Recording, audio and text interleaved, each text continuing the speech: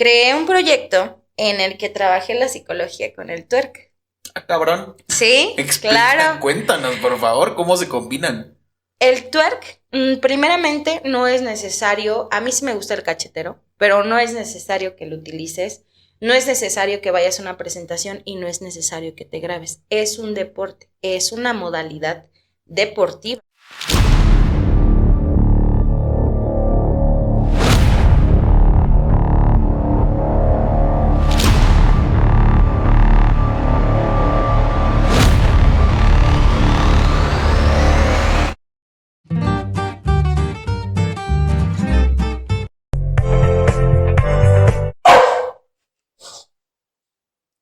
¿Qué tal, amigos? Sean bienvenidos a una perra emisión más de su podcast favorito, Los Cuarenternos. Aplausos de gente que se celebra el 2 de noviembre. Antes decíamos muerta, pero nos censuraba YouTube, entonces bueno, ya igual la cagué. Elizabeth, ¿cómo estás? Hola, muy bien. Aquí, súper contenta por la invitación. Muchísimas gracias por venir. La verdad es que es un episodio muy especial porque es la primera vez que grabamos con alguien que se dedica a lo que tú te dedicas. Platícanos un poquito qué haces en la vida. Muchísimas gracias. Bueno, pues soy licenciada en psicología, soy psicoterapeuta, doy acompañamiento terapéutico y pues también soy profesora de acondicionamiento físico y de twerk. A eso me dedico. Qué combinación tan particular.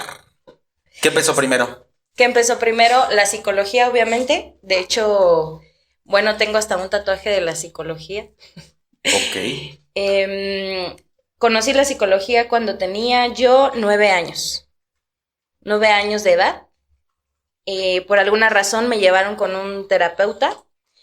Y pues bueno, de ahí me empezó a gustar todo eso de hablar con las personas, de escuchar a las personas. Era yo muy pequeña y ya después en la adolescencia yo pensé que quería ser abogada en derecho. Pero pues resultó que no, que mi camino era otro. Y fue porque justamente en la preparatoria me volví asistente de la directora, okay, en la prepa. Entonces ella fue quien me impulsó a estudiar psicología porque me ponía a aplicarles pruebas a los chicos y todo eso. Entonces así fue como inició este amor por la psicología. Y fue lo que inició primero y es lo que, bueno, ambas cosas me encantan, pero eso es algo que realmente me llena muchísimo. ¿Cómo es que siendo adolescente, digamos, te vuelves asistente de la directora? ¿Cómo pasó eso? No lo escucho, sí, nunca lo había escuchado. Siempre, sí, es algo extraño. Bueno, aparte de que yo estudié desfasada en años, ¿no? Por cuestiones personales, problemas personales, dejaba un lapsus de estudiar. Entonces, cuando yo estaba en la preparatoria, ya tenía yo como 18 años. Entonces, la preparatoria, yo creo que la terminé a los 20, sí, algo así, 21. Y pues yo era como muy apegada con la directora y con los profesores, siempre fui así, o sea, me encantaba la teoría, me encantaba como... De hecho, la psicóloga que me atendió cuando tenía 9 años me dijo que yo estaba mucho más madura que de mi edad y era porque yo era hija única y entonces convivía solamente con adultos y eso fue lo que hizo que yo madurara antes de tiempo. Entonces... pues me empecé a pegar a la directora empezó como a jalarme más, a apoyarme más, a mí me gustaba lo que ella hacía, ella se llama Lourdes León, una excelente mentora y bueno, ella era psicóloga educativa, entonces pues fue quien me inspiró y me di cuenta que pues no, lo mío no era ser abogada en derecho y fue como entré a estudiar la carrera en psicología. ¿Pero habías probado anteriormente lo que era ya por lo menos la teoría de la abogacía en derecho? No, pero había leído bastante, veía como el trabajo de las personas y yo decía, bueno, sí quiero ser abogada, ¿no? Pero después me di cuenta que tenía, ¿cómo te podría decir? Tenía como pues un don para escuchar a las personas y para analizar. Y para darme cuenta que los demás, o sea, para darme cuenta de cosas que los demás no podían percibir. Ok. Como qué, por ejemplo. Mm, es que te digo que hasta parece un don, es algo bien extraño, ¿no? Pero cuando veo a los ojos a las personas y veo como algunos gestos que hacen, la forma en que se visten, siempre fui así, eso hizo que, por ejemplo, yo pues fuera como más perceptiva y noto qué le sucede a la persona. Si está triste, si no está triste. em, Incluso se llega a ver si es alguien que es una buena persona o una mala persona. ¿Sí crees? Claro. Y yo así volteando para otro lado, ¿no? No me veas. No, sí, te No me lo estés juro viendo a mí. que sí me doy cuenta de eso. Pero dentro del campo de la psicología, ¿es saludable psicoanalizar a las personas o no lo haces con todas las personas? No lo hago con todas las personas, obviamente no estoy trabajando todo el tiempo, pero es algo natural que se te da. O sea, es algo, tú estás como, o sea, una cosa es lo que es tu trabajo clínico en un consultorio, tal cual con tu paciente, y otra cosa es tu naturaleza en el ámbito en el que te desarrollas, me explico, o en el que te mueves. O sea, esa habilidad que tú descubriste de ti ya es un poco automatizada, ya no la Sí, controlas así tanto. es. Sí la controlo, pero es algo que se da y no es como que me afecte o que con eso mismo afecta al otro. O sea, yo lo puedo observar, pero mira, es que a mí me encanta la psicología porque la psicología a mí me permitió observar a otro ser humano y su comportamiento como cuando observas una montaña. Cuando tú observas una montaña, no la juzgas, la observas, Claro. es todo. Y eso fue lo que a mí me permitió hacer la psicología. Entonces yo cuando estoy observando a alguien y me puedo dar cuenta de ciertas cosas, no es como que la juzgue o no la juzgue, sino solamente la observo como observo un bonito cuadro. Claro. Es como decía Y Gandhi, ¿no? O sea, juzgar es el peor error del ser humano porque creas ya un juicio que no está fundamentado en nada más que en tu perspectiva. exactamente, entonces no, para mí es como analizar una obra de arte. Eso es para mí el comportamiento humano. Independientemente a que el comportamiento, ¿no? Sea negativo o positivo. Ok. Hay algo importante que yo noto, por ejemplo, en la manera en la que nos explicas tu transición en la psicología, que es que eres una persona apasionada con lo que haces. Sí, me encanta, o sea, sí, me llena muchísimo, Y muchísimo. Me apasiona estudiarlo, me apasiona saber, me apasiona hacerlo. Sí. noto una dualidad importante. La pasión, que creo que es fundamental en cualquier disciplina, en lo que sea que te dediques, pero también noto que has desarrollado cierto talento en esta habilidad que nos dices que de cierta manera es automática en ti. Desde tu perspectiva como psicóloga, sabiendo eh, cómo funciona el cerebro humano o el comportamiento humano, ¿qué consideras que es más significativo, la pasión o el talento? La pasión o el talento. Em, Me la pones difícil. Pasión o talento. Funciona más la pasión. Funciona más la pasión, pero hay algo más profundo que es la vocación, Okay. ¿no? La vocación, la palabra vocación viene de la palabra del latín vocatio, que significa llamado. Entonces, cuando tú sientes un llamado, es como un propósito de vida, ¿no? Entonces, mmm, cuando me preguntaste de dualidad, ¿a qué te referías? ¿A lo otro que me dedico o a la psicología nada más? Específicamente la psicología. Me refiero a que tú eres una apasionada por la psicología y se nota que tienes talento en la psicología. En tu caso personal, en ti, Elizabeth, qué es lo que más predomina, tu pasión o tu talento? Es mi pasión, pero yo creo que a mí lo que me define sería la vocación, La que es el vocación. llamado y es un propósito de vida.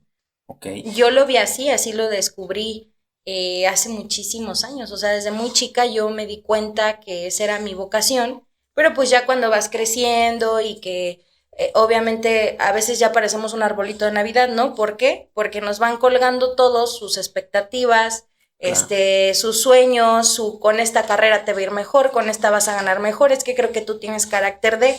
Entonces, cuando somos adolescentes, somos como un arbolito navideño.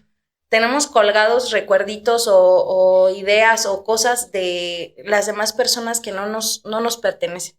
Y en ese trance, pues obviamente yo me di cuenta que lo mío no era lo otro, sino era la psicología. Porque yo ya había sentido el llamado desde chica, desde pequeña. Entonces, yo creo que más que un talento es pasión, y antes que la pasión es una vocación, es un llamado, es un propósito de vida. Así lo veo yo. Ok.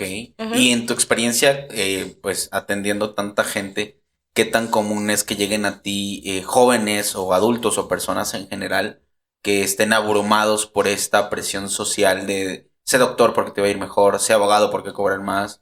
O sea, porque muchas veces, y se nota, por ejemplo, hay un documental que me gusta mucho de neurociencia, no sé, digo, sé que en la psicología la neurociencia es una pseudociencia más que una ciencia como tal, pero hoy en día se ha popularizado, no sé si de buena o de mala manera.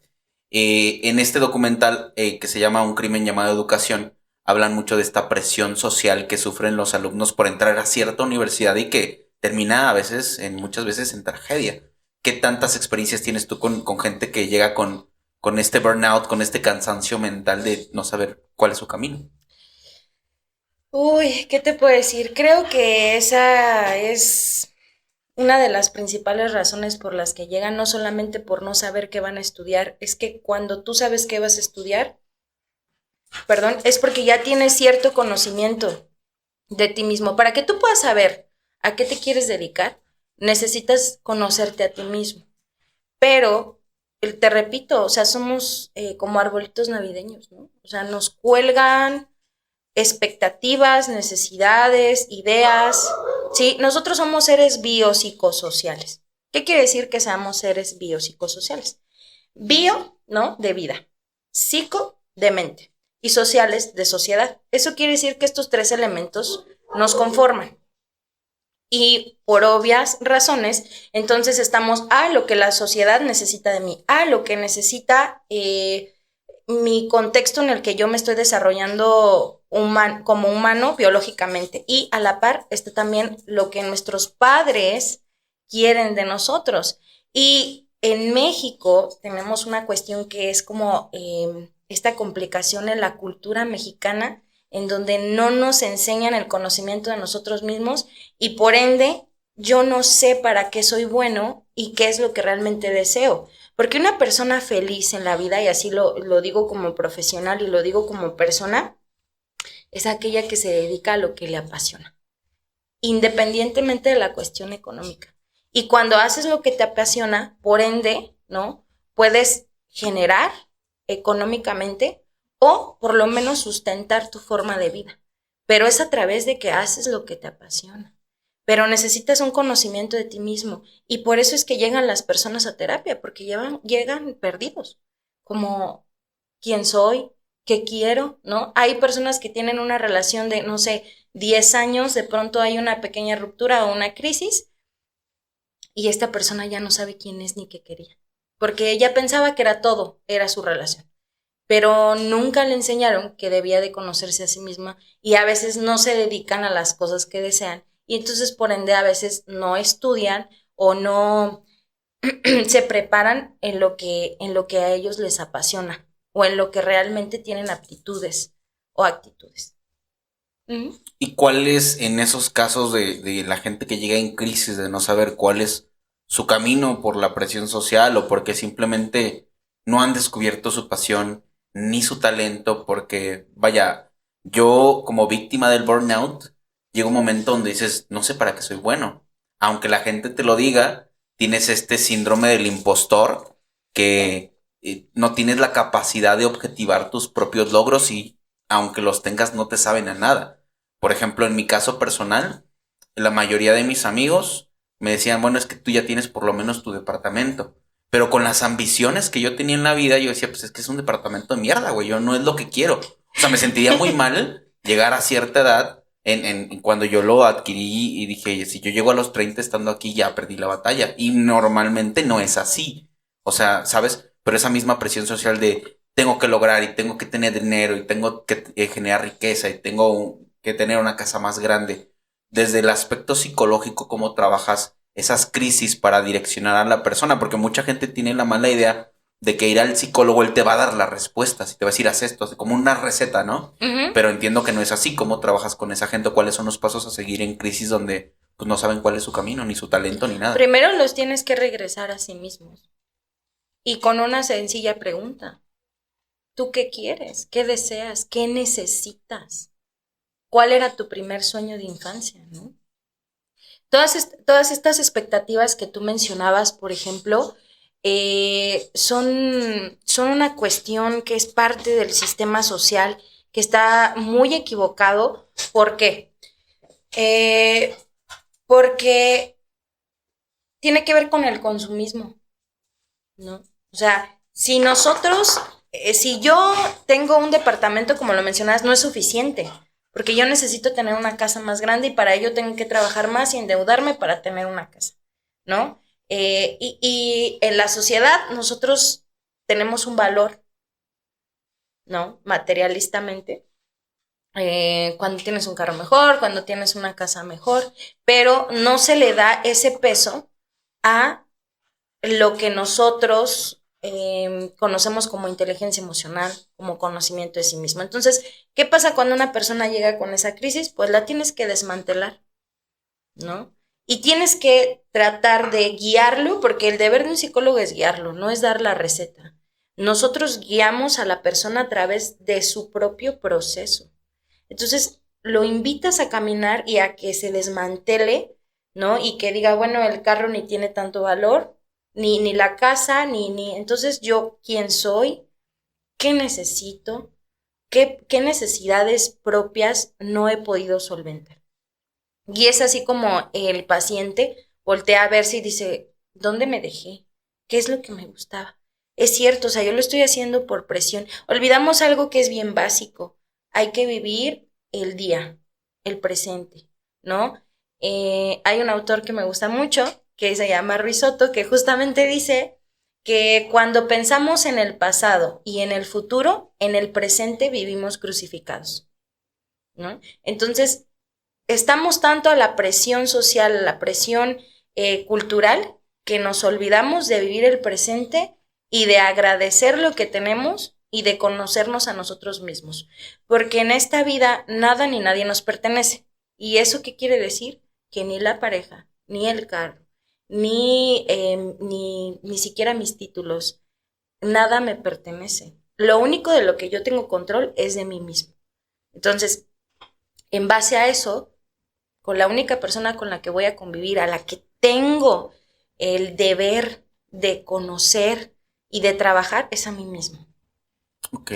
¿Y cómo trabajas con casos fortuitos que hacen alusión a lo que tú dices, cosas que no podemos controlar? Te voy a dar un ejemplo.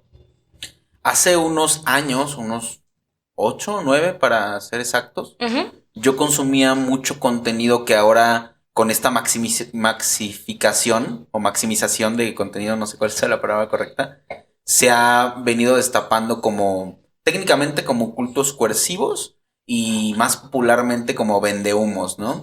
Yo era muy consumidor de libros como de riqueza, de generar fortuna, ya sabes, de estos autores que te venden soluciones fáciles para problemas complicados y los devoraba, era apasionado por ese tipo de lecturas y lo que yo conseguía eran buenos resultados, ¿no? Vamos a dejarlo ahí. Escena A. Escena B, cuando tú te dedicas a leer, que en mi caso no era tan apasionado a leer, pero lo hacía lo más constante que yo podía, llegan a ti inevitablemente otro tipo de lecturas. Empiezas a curiosear y a hacer este proceso que a mí me gusta mucho, el proceso socrático de la mayéutica del cuestionamiento para ver realmente quién eres y por qué haces lo que haces, ¿no? Y en este autodescubrimiento llego a pensamientos filosóficos que aún no logro entender, pero que sí son más profundos. A un Friedrich Nietzsche, que te habla de la mediocridad del humano, a un Arthur Schopenhauer, que hablaba de lo efímera que puede ser la felicidad cuando tienes objetivos que logras y a la postre se pierde esa sensación y todo ese esfuerzo quedó en un momento, ¿no? Y dices, bueno, ya tengo la casa por la que tanto luché tantos años y luego que chingados ya no me siento No me siento tan feliz como cuando la deseaba ahora que ya la tengo, ¿no? En situaciones como estas, a pesar de que había mayor conocimiento y mayor claridad de la realidad, los resultados que venía teniendo se apagaron. Y te digo algo, honestamente, esas lecturas que para mí tenían más contraste con la realidad del mundo, terminaron por apagar esa esencia del que perseguía riquezas y que las cosas se le daban. ¿Cuál crees que sea la problemática en situaciones como estas? Lees, entre comillas, contenido basura, por así decirlo, y los resultados son buenos. Lees contenido más real, más crítico, más aterrizado a lo que realmente está pasando, a problemas serios, a cuestionar tu persona, y los resultados van a negatividad, o sea, van a peor. ¿Cuál crees que sea el factor que predomina en situaciones como estas?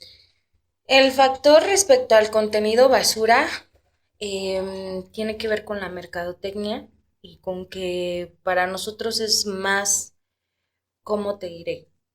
Es más fácil para el humano estarse fugando en en un cuento de hadas que voltear a ver nuestra realidad. Entonces, el problema es justamente del contenido basura, es que nosotros nos enganchamos con la fantasía y ahí es donde nos perdemos. Eso por un lado en cuanto al contenido basura.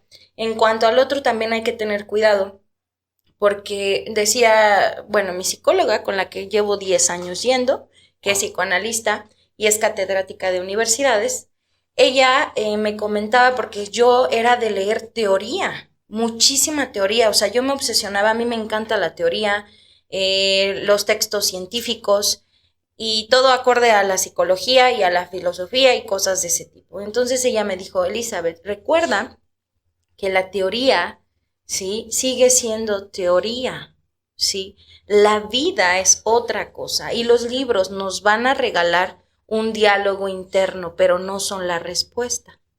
Entonces ahí yo creo que es como la cuestión de aprender a discernir en lo que es la realidad y lo que es un libro, ¿no? Y los libros, y esto tiene que ver mucho con el coaching y con la psicología positiva, para nada estoy en contra de ello, porque tienen muy buenos resultados, ¿sí?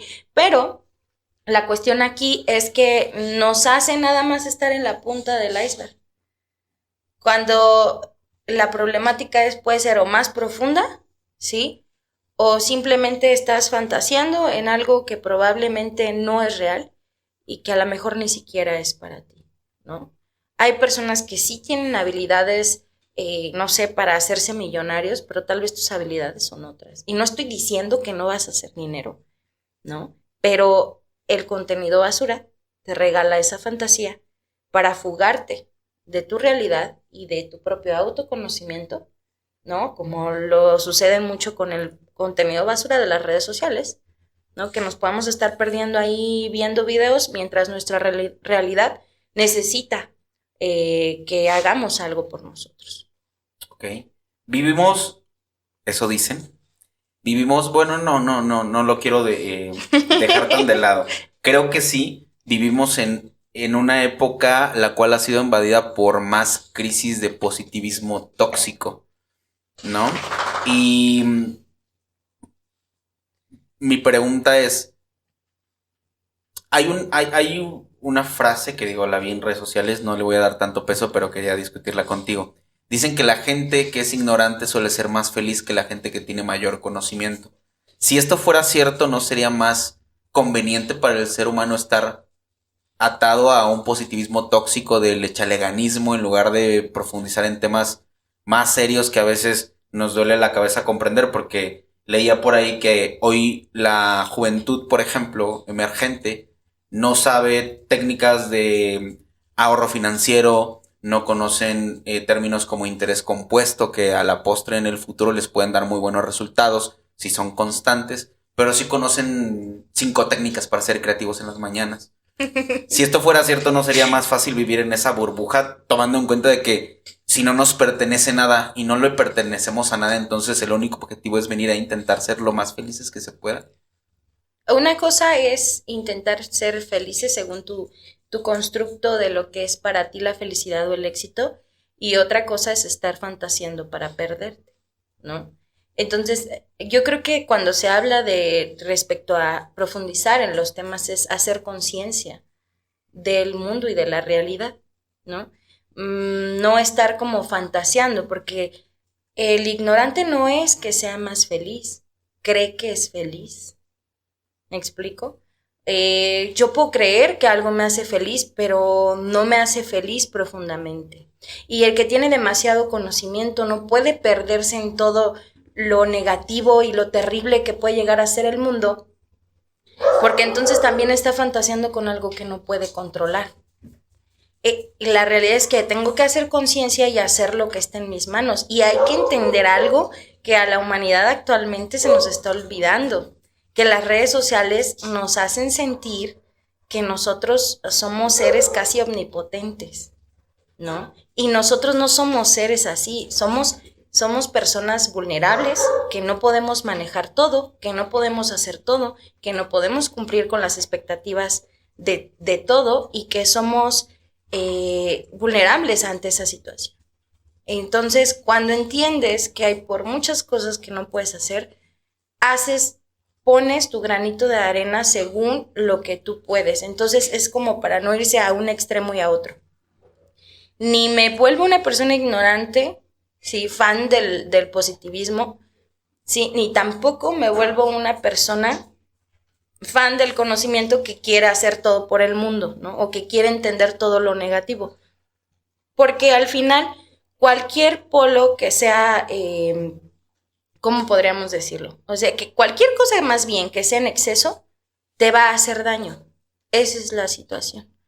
Y eso es lo que se nos está olvidando con esto de las redes sociales, porque pues se pueden fugar, nos podemos fugar todo el tiempo, ¿no? Y por el otro lado también existen estas personas cuando hablamos de cuestión de generaciones, esto que siempre, el que es como, pues ahora sí que las personas que somos más, que ya tenemos más años y que vamos empezando a ser antaños, empiezan a decir, es que mi generación es mejor.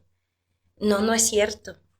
Cada generación es nueva, o sea, cada generación está haz de cuenta que voy a hablar del colectivo, ¿cómo se llama? De la conciencia del colectivo social, ¿no?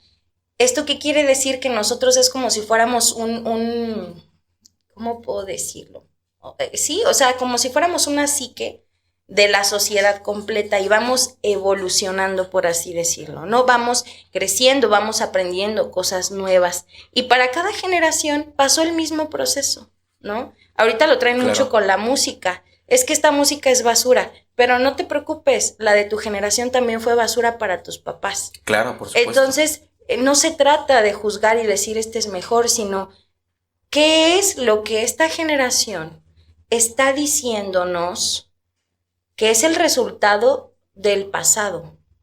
Actualmente los jóvenes tienen como más libertad de hacer, de pensar y de soñarse en formas que a la generación pasada no se le permitieron. Y ese es solo un resultado. Y cuando volteamos a ver eso sin juzgar, podemos entender muchas cosas. Pero si yo juzgo inmediatamente, acallo a la generación diciéndole, es que mi generación era mejor. Lo que hacíamos, la música, etcétera, era mucho mejor. Creo que también se debe a una ansiedad psicosocial de tener que pertenecer a algo. Sin embargo, creo que nos falta comprender que cuando tú no quieres pertenecer a una tribu en particular, automáticamente ya perteneces a los que dicen que no pertenecen, que también son otra tribu. Entonces, es un pensamiento ensimismado que al final te lleva a pertenecer a algo, aunque no quieras pertenecer a algo en específico. Entonces creo que nos falta desarrollar más el sentido de tolerancia, como tú dices, el hecho de que tú escuches X música y que a mí no me guste, no me da ningún derecho de atacarte de cierta manera por tener esas preferencias, porque al final, a ver, voy a poner un ejemplo, espero no ser peyorativo en ningún sentido, pero tú vives esa dualidad como psicóloga y como la parte de ser acondicionadora física, que está más enfocado al twerk, ¿no? Que es algo que hoy en día se ve como, no mames, es algo... Uf, no. Ajá, sí. Entonces creo que ahí nos falta desarrollar el tema de la tolerancia. Ahora, hay algo importante. Yo noto que en la actualidad, bueno, la psicología ya en su historia o en tiempos pasados, en las épocas que a mí me tocó vivir, tenía ciertos paradigmas, ¿no? Siempre que al menos en mi época, siempre que se te mencionaba la palabra psicólogo, la gente decía, no, pues es que yo no estoy loco, ¿no? No voy a ir al psicólogo. Ha ido, como tú dices, evolucionando en las generaciones y ahora noto que hay demasiado contenido, por ejemplo, en TikTok de psicólogos que suben su contenido, dan puntos de vista de situaciones específicas y eso no es lo malo es que la gente creen que con ver esos TikToks ya están acudiendo a una terapia psicológica, lo cual es totalmente para mí erróneo, porque no te están hablando a ti, están hablando de una situación que probablemente te pudo pasar a ti, pero también el entorno podría ser diferente, pero la gente cree que, o tienen mucho esta palabra de, dan una solución a un problema complejo y su respuesta o su justificación es, lo vi en un TikTok, ¿no? Y creen que con eso ya están del otro lado. Personalmente, desde tu perspectiva, ¿cómo crees que ha cambiado esta percepción de la salud mental en los últimos años, especialmente con los pacientes que tú atiendes? Con los pacientes que yo atiendo. Voy a dar mi punto de vista como en general y después personal, ¿no? Como más individual en mis casos, porque ahorita hablaré del tipo de cuestiones que yo trabajo, ¿no? Pero, ¿qué tiene que ver? Bueno, para empezar, no existía la cultura del psicólogo porque aparte el psicólogo era un lujo, no era una necesidad. Lo que le sucede a nuestra sociedad, yo siempre he dicho que los mexicanos somos súper increíbles, ¿no? Pero sí nos falta desarrollarnos como en ciertos ámbitos y eso incluye la inteligencia emocional. Necesitamos nada más trabajarlo un poquito más porque somos una cultura muy cálida, pero sí nos falta desarrollar esa parte. Entonces, ¿cómo fue cambiando? Pues, para empezar, yo creo que es porque pues los colegas y todos los psicólogos que vienen atrás han venido haciendo un trabajo de hacer conciencia, de ver al psicólogo, pero creo que el impacto más fuerte que tuvimos en la psicología, más allá que yo creo que se había detenido unos años atrás, y ahí va el por qué empiezan estos contenidos en TikTok y todo ello, es a partir de la pandemia. Claro. Porque a partir de la pandemia, las personas se empezaron a dar cuenta que no tenemos salud mental. No la hay. Y también nos afectó el encierro al final. Claro, porque ahí es cuando, mira, te quitan todo. Si tú eres una persona, y me incluyo, que hace muchísimo deporte, a veces como para fugarse. Ahorita yo ya no me fugo en el deporte, pero sí lo hice. Te quitan el gimnasio, ¿sí? Te quitan tus círculos de amistades, te quitan el bar, te quitan el antro, te quitan el trabajo. En general la libertad, ¿no? Que creo que también es un problema que tenemos de creer que merecemos lo que tenemos porque ya nos ha sido dado en automático. Claro. Y no lo valoramos hasta que ya no está. Exactamente. Entonces nos dejan en un espacio pequeño, vamos a decirlo de esta manera, ¿sí? Nos quitan incluso hasta el contacto físico. Ese es el más triste. Exacto. Ya no podemos fugarnos en un abrazo. Bueno, a quienes les gusta, hay personas que no, ¿eh? Que yo creo que rompieron un poquito la regla porque hay un dato estadístico, el cual no tengo el número, pero sí el contexto de que en la pandemia hubo mayor índice de embarazos. Fíjate. Entonces. De eso no lo sabía. Muy interesante, sí lo creo. Y también hubo mayor índice de adicción. En general. De hecho, uno de los temas que te decía yo que a los que me dedicaba es en las áreas de adicción, de autodestrucción, de dependencia, bueno, etcétera. ¿Dirías que es tu especialidad? Tal cual no es mi especialidad, pero sí es una área a la que me dedico fuertemente. Okay. Pero no es mi especialidad. Lo mío es más autodestrucción. Autodestrucción implica muchísimas cosas, desde dependencia, adicción y otro tipo de trastornos, ¿no? Es como el humano se puede hacer tanto daño. Pero bueno, eso ahorita lo abordamos. ¿En qué estabas? Me fue un poquito. La pregunta ancla que nos va a ayudar a concluir este punto es, ¿crees que después de lo que pasó de este encierro, crees que se rompió el paradigma de ese acercamiento con la normalidad de voy a ir a terapia? Claro.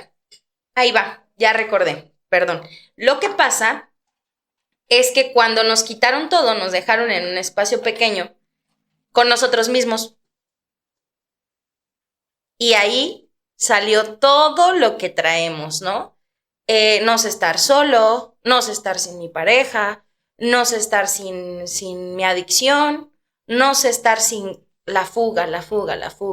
El estarme fugando en otras cosas, en otras cuestiones. Entonces, ¿esto qué quiere decir?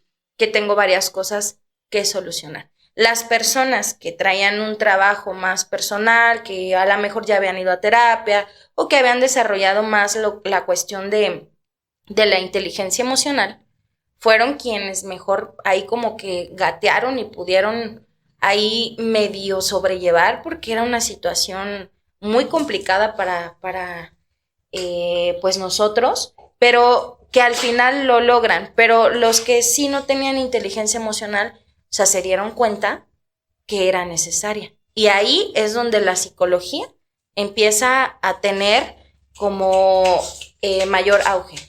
Y te lo digo porque nos pasó. Ahí empezó, por ejemplo, la psicología en línea. Por videollamada, por llamada, de repente se empezaron a llenar los consultorios entre profesores y colegas. O sea, yo me acuerdo que mis profesores, algunos profesores, me decían así como, es que yo no trabajo las sesiones en línea. ¿No? Y resulta que en la pandemia terminaron aprendiendo a trabajar las sesiones en línea. ¿Y crees que generan el mismo impacto? ¿O el mismo no tiene el mismísimo impacto. Podríamos decir que de un 100% tendrá de un 80 a un 90. Entonces, más o menos. ¿Personalmente lo consideras no recomendable o en qué caso sí, en qué Yo caso creo no? que lo recomendable es dependiendo de la necesidad de la sociedad. ¿Sí me explico? Hay personas también que no te saben hablar frente a frente. Se ponen súper nerviosos, no saben hablar. O aparte, ¿yo por qué le voy a contar algo así a alguien que no conozco? ¿No? Entonces, a ellos les sirve mucho en línea. Pero bueno, regresando al tema, entonces esto es lo que empezó a suceder. Hay otra cosa también que actualmente los jóvenes, digo, yo me siento joven, pero ya no pertenezco a los tan jóvenes, pero que son los chicos como de 20, ¿qué te gustan? 23 hacia atrás, los adolescentes, se les dio más libertad de expresión. Y eso fue a partir de que a nuestros padres, incluso a nosotros, porque yo lo he visto con adolescentes de 15 años, a cuando yo era una adolescente de 15 años, la libertad que había, aunque yo sentía que era libertad, no se compara con la que ellos tienen. Y entonces ellos empezaron a tener más libertad de expresión a causa de que anteriormente no se tenía. Entonces, lo que la generación pasada no tenía, la que viene lo va a tener. Claro. Porque eso como padres le transmitimos a nuestros hijos. Yo te voy a dar lo que yo no tuve. Por supuesto. Y eso permitió que entonces los jóvenes empezaran a hablar de trastornos, empezaran a hablar de incomodidades con sus padres, de problemas, porque todas estas problemáticas de la salud mental siempre han existido, pero no se nombraban, no se trabajaban, no se conocían. Y las redes sociales lo que hicieron o lo que han hecho es que todo esto se pueda propagar y las personas se puedan entender. Ahorita traen mucho de moda, por ejemplo, esto de la personalidad narcisista. Uh-huh. Pero eso siempre ha existido. Claro. Nada más que de repente alguien se da cuenta que hay narcisistas y entonces a donde volteas ves narcisistas, ¿no? Como cuando quieres un coche rojo, ¿no? Exacto, y literalmente es eso, ¿no? Entonces eso es lo que empieza a suceder y luego pasa otra cosa, como las redes sociales también, pues sí, o sea, se empezó a esto que dicen mucho de San Google, ¿no? Okay. O el internet, se vuelve nuestro Dios. Entonces, pues, ¿para qué voy al psicólogo si TikTok me dice todo? Por supuesto. Y es que nos dieron la tecnología, nos dieron las redes sociales, pero no nos enseñaron a utilizarla. Y aparte de no saber utilizarla, tampoco aprendimos a entender que es un contenido, ¿sí? Que es algo positivo, que es algo que tiene contenido científico, que es algo, ¿no? Que tiene un conocimiento, literalmente, a algo que no lo tiene. Un fundamento, sobre todo, ¿no? Falta esa cultura. Entonces, vemos muchísimas personas que no saben discernir, perdón, entre el contenido. Y entonces ya piensan, ahí va esta parte, de que por ver un TikTok, pues ya están obteniendo las respuestas, cuando no es así. Cuando existe un trabajo que se necesita a profundidad. Sí, claro, es como básicamente llenarte de placebos que te dan una satisfacción mágica momentánea, pero a la postre vuelve otra vez ese fantasma, ¿no? Decía por ahí, Claro. digo, mi referencia es muy mala porque es basada en la película del Doctor Strange, pero me acuerdo que no sé si la ¿viste Doctor Strange, la uno? No. Ok. Él es un doctor, en resumen, spoiler para los que no la han visto, es un doctor muy prestigioso, si no me equivoco, cardiólogo, algo por el estilo. Choca, tiene un accidente, se desmadra las manos y pues obviamente le pegan en su herramienta de lujo, ¿no? Llega a Nepal por recomendación de alguien con monjes a meditar y obviamente va incrédulo al tema, ¿no? Claro. Y su mayor problema digamos, el monje principal era cómo ya con este problema que tengo y con todos los que se han venido a raíz de esto, mis problemas económicos, laborales, profesionales, de autoestima, cómo me deshago de estos demonios que tengo dentro, ¿no? Y la respuesta me dejó pensando mucho, porque digo, es una película, pero se me hizo lógica, a ver, ¿tú qué opinas? Ella le dice, estás equivocado si crees que te deshaces de tus fantasmas, solamente aprendes a vivir con ellos. Efectivamente. Yo creo que también sucede mucho cuando creemos que si nos vamos de estado todo va a cambiar. Sí, hay un cambio de contexto, Claro. pero si no trabajas ahora sí que tus fantasmas, tus demonios, a donde vayas los vas a llevar. No se trata de deshacerte de ellos, se trata de canalizarlos. En la psicología trabajamos con eso justamente, con lo que es la canalización. Sí, Okay. si una persona, por ejemplo, tiene problemas de agresividad, métela a box, métela a un deporte que pueda expresar todo ese coraje, ¿no? De una manera diferente. Exactamente. Canalizar. Entonces, lo que sucede es que nuestra sociedad tiene mucho que decir, o sea, las personas tienen mucho que hablar, mucho que decir, porque en nuestra cultura como mexicanos se nos enseña a reprimir. Incluso pasa más, lo sabemos, con los hombres que con las mujeres. Claro. Reprimir emociones, reprimir sentimientos, reprimir pensamientos. A las mujeres se les reprime también en otros aspectos, ¿no? A lo mejor puedes decir la emoción que tienes, pero la tienes que decir así como media extraña, y entonces ahí está esta problemática entre hombres y mujeres que luego no se pueden comprender porque él es claro, pero tú no eres claro, pero él quiere demostrar amor, pero no te lo sabe demostrar y tú quieres que te demuestren amor, pero bueno, y se hace ahí todo. Ahí empiezan las problemáticas porque el hombre psicológicamente digamos, la biología del hombre, pues se le dan por obligación los trabajos pesados y difíciles, ¿no? Claro. El hecho de mantener una casa que para nada es difícil. Y a las mujeres se les reprime la libertad de poder hacer cosas que te demanden cierto esfuerzo que se supone que es masculino, ¿no? Sí, esto tiene que ver con los roles, que no hay una libertad. La cosa es que en nuestra cultura se enseñó a reprimir, entonces no expresó, y entonces la sociedad tiene mucho que decir, y entonces llega un TikTok que me dice qué hacer. Bueno, pero ¿qué pasa, perdón que te interrumpa, con estos problemas sociales que hemos visto en su mayoría ahora que está con mayor foco el tema del feminismo? De que, por ejemplo, le preguntaban a las mujeres que si podían vivir sin hombres y ellas decían que sí, sin problema. Y entonces venía la pregunta de, bueno, ¿y quién va a ser el próximo albañil? ¿Quién va a estar en las plantas petroleras haciendo esos trabajos que hoy en día, aunque se les dé la oportunidad a las mujeres de participar, no los hacen y que son vitales para el desarrollo de una sociedad? ¿Cómo trabajas ese tipo de cuestionamientos, por ejemplo, de género? Bueno, para empezar, yo creo que en cuestión biológica nosotros no somos iguales, ni hombres ni mujeres, pero sí podemos cumplir ciertos papeles con ciertas limitantes, ¿no? Las mujeres pueden ser un albañil, pero tienen ciertas limitaciones biológicas, pero pueden hacerlo.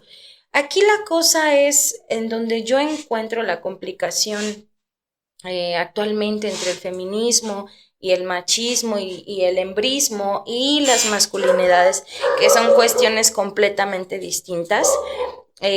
Una cosa es el machismo y el embrismo, que es lo mismo, y otra cosa es el feminismo y las masculinidades, que son parecidas.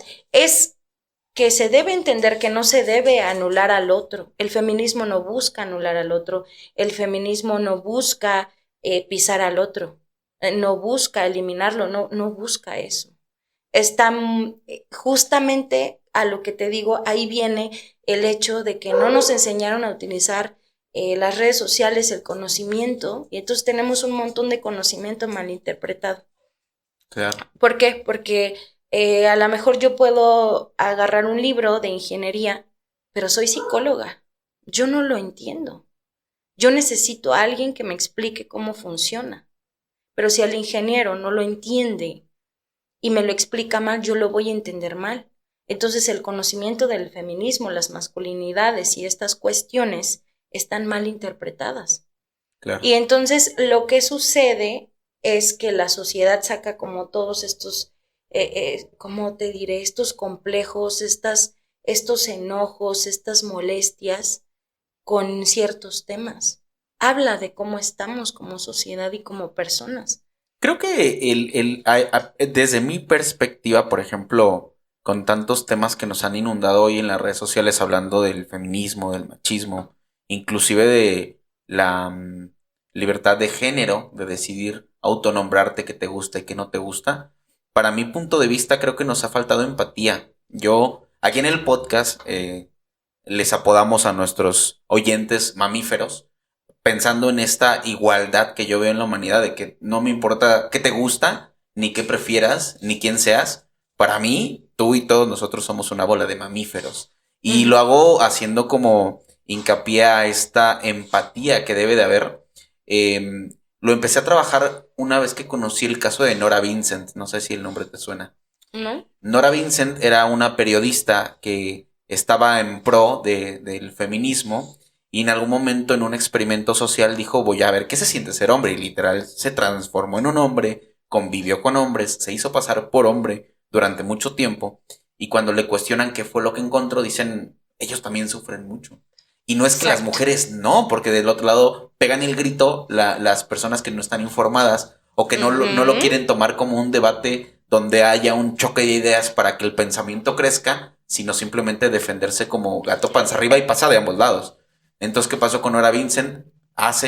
Vive las dos partes, ajá, y en el choque de ideas dice, es que ellos también sufren mucho, y tiempo después, pues, se quitó la vida. Esto de que los hombres sufren mucho, pues es que somos seres humanos. Yo siempre les digo, yo veo a hombres y mujeres a nivel humano. Como mamíferos. Somos Gracias. humanos.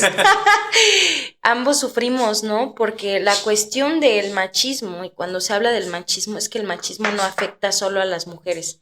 El machismo afecta a hombres y a mujeres. Esa es la situación.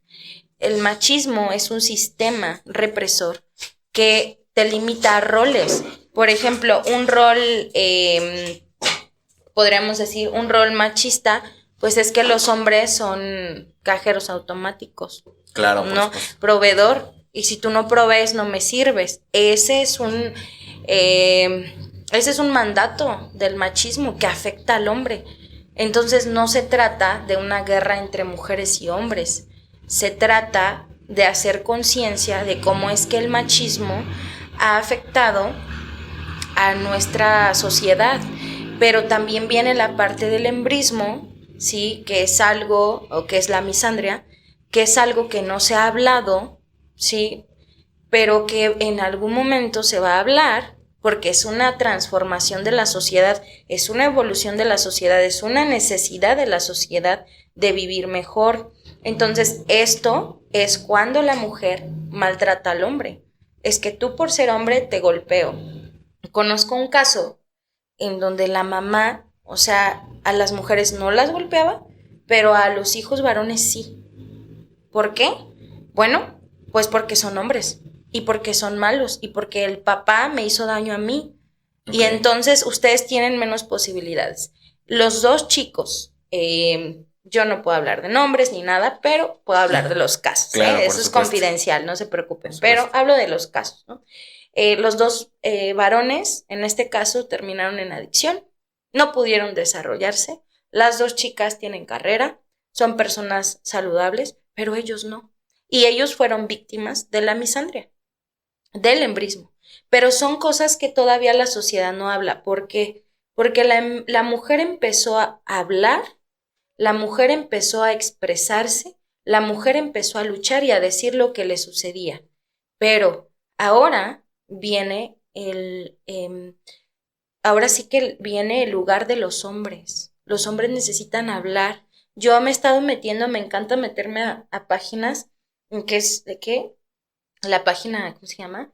El hombre, así se llama, o masculinidades. Y yo me meto y analizo todo eso. A mí no me afecta analizar todos esos comentarios, lo que ellos dicen, lo que expresan, porque están hablando a partir de lo que les aqueja, claro, como hombres. Entonces, al hombre le ha faltado poderse expresar más de todo esto que les aqueja, que ya lo está haciendo. A partir de que el feminismo, una cosa es el feminismo y otra cosa es el feminismo radical.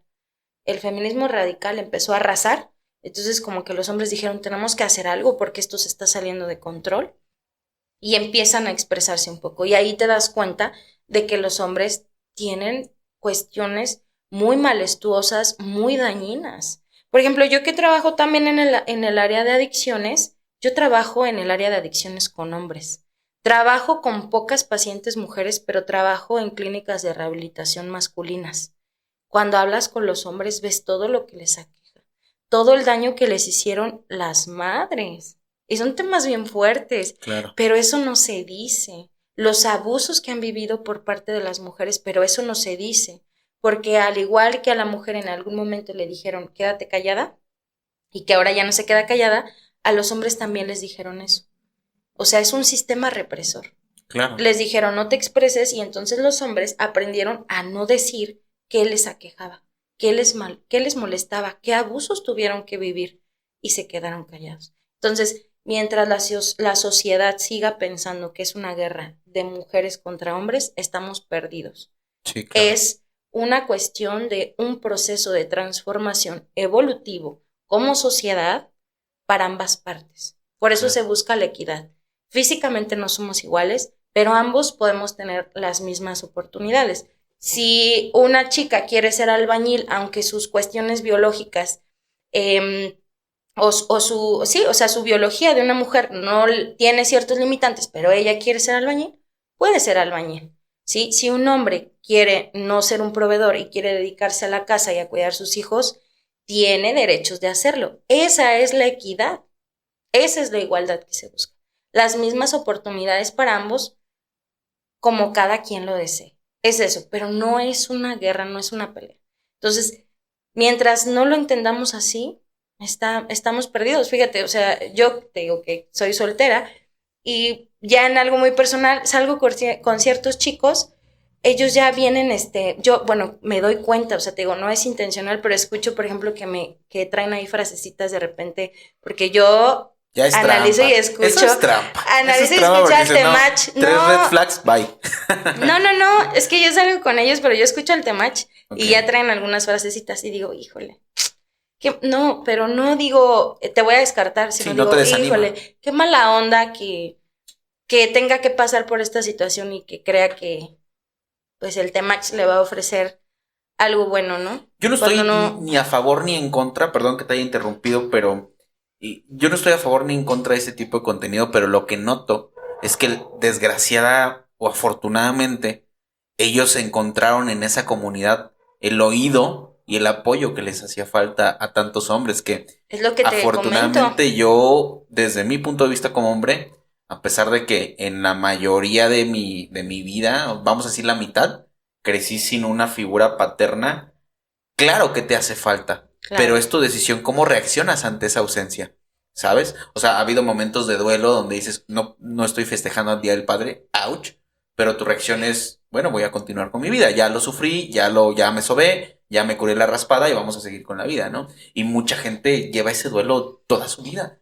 por algo que, pues no sé, a lo mejor para todos obviamente no tenemos la misma percepción. Ahora, tú que trabajas con hombres, por ejemplo, y que la mayoría de nuestro público, según YouTube, tiene entre 25 y 39 años más o menos, ¿cuáles crees que sean los principales retos emocionales y psicológicos que enfrenta este gap de 25 a 39 años más o menos? 25 a 39 años. Fíjate que todavía a los 25 años considero yo que están en el proceso de decir, ah, caray, no voy a ser siempre joven. A los 25 años dicen, ah, ¿cómo? O sea, no puedo pasármela de fiesta, no puedo pasármela, o no sé, desplazando algún pendiente, Y sobre todo porque el cuerpo ya no te lo permite exacto. tanto. A partir de los 25 años, el cuerpo deja de, por ejemplo, es un dato bien curioso, deja de generar colágeno. A partir de los 25 años, cada año baja el 1% del colágeno hombres y mujeres, ¿no? No, no me digas Sí, eso. entonces No. te enfrentas con eso de, ah, caray, voy, o sea, ahora sí que, ¿qué estoy haciendo con mi vida? ¿No? Pero todavía tienen como ese chance. Pero cuando llegan los 30 años, ¿no? Estás en, ¿qué hice de mi vida? Sí me gusta lo que estoy haciendo, lo que no estoy haciendo. La famosa crisis de los 30. Exactamente. ¿No? O sea, viene esa crisis de, ¿qué estoy haciendo con mi vida? Ahora, te digo, la cuestión ahorita de la forma de pensar de la sociedad y las ideologías, que hay tantas que puedes optar, unas que te vienen bien, otras que te vienen mal, unas que tú adoptas y que van en contra de tu familia, te hace cuestionarte y sentirte medio perdido en el sentido de un tema, por ejemplo, tener bebés o no tener, ¿no? A los 30 años, los que todavía no han tenido hijos, empiezan a cuestionarse si quieren ser padres o no, pero ya les empiezan a decir que si tienen hijos o no van a tener, o por qué no se han casado, los que no se han casado. Y hay presión social. Exactamente. Entonces, pues viene toda esta etapa de como pasas por una crisis de transformación para decir sí, ahora quiero hacer esto de mi vida y quiero vivir de esta forma.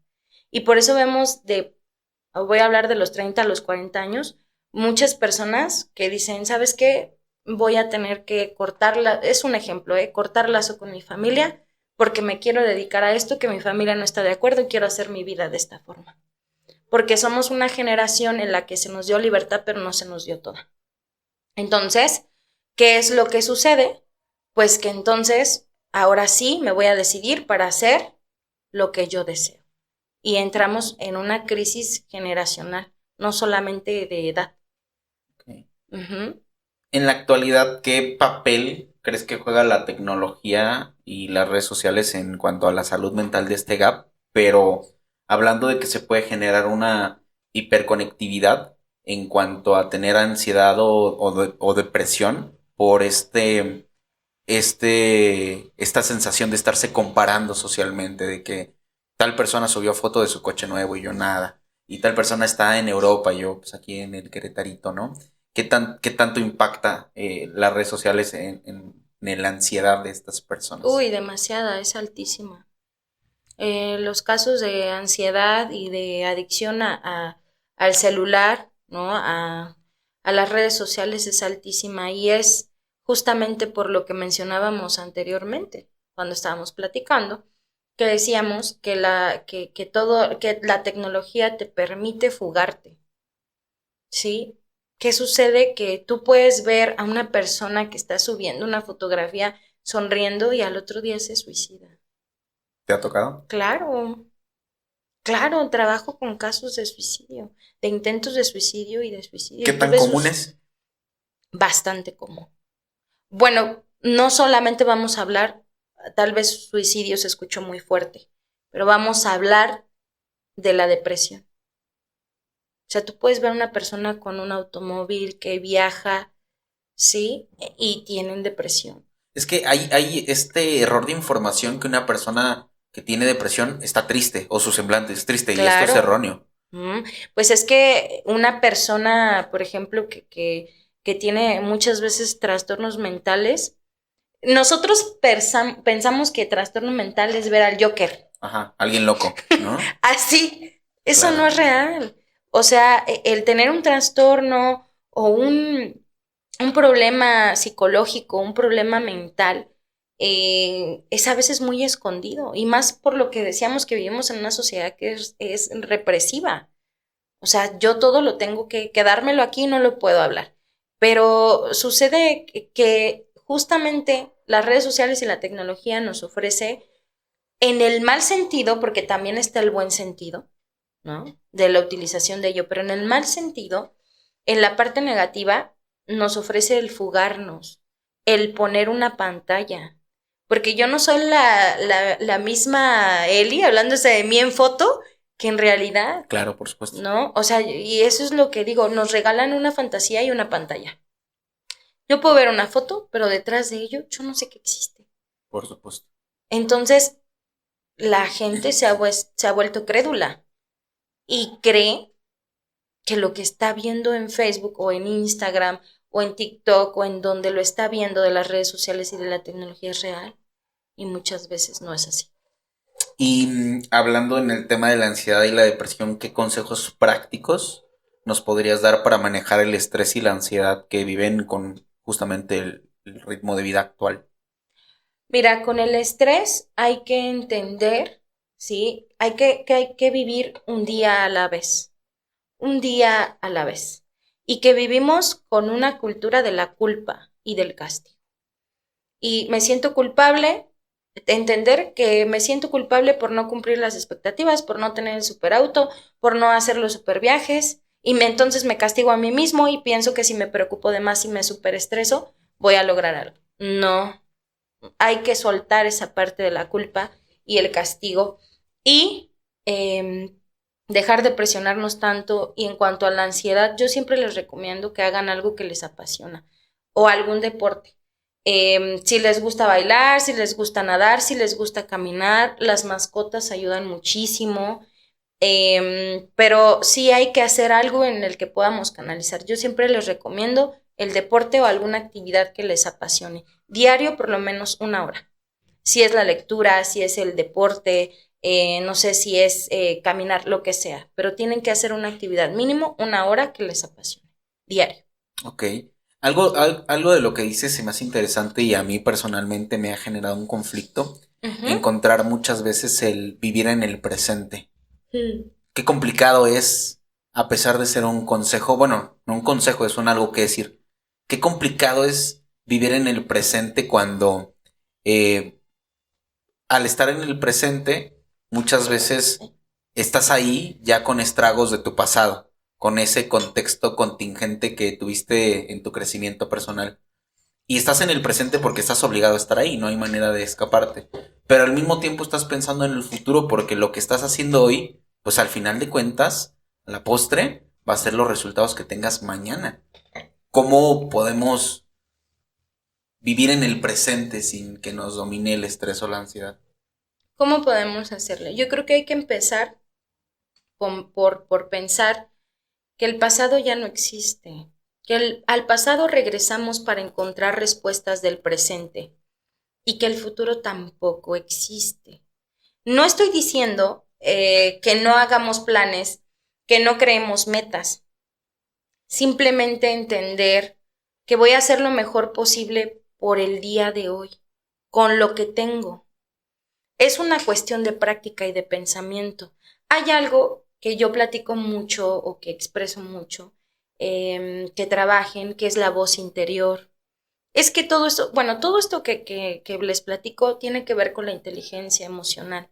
Es un tipo de inteligencia que podemos aprender a desarrollar. Muchas veces no la tenemos, pero la podemos desarrollar.